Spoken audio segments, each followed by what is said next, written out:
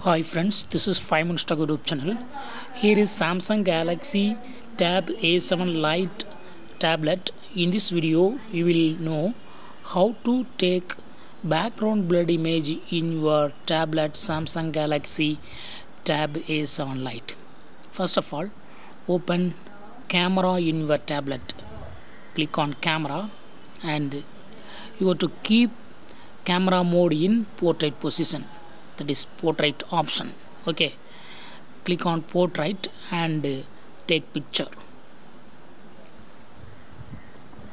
I bring this subject and take photo. So if you take photo, that will be in background blurred. Okay, see here, I take this one. Okay, and I open the picture that I took.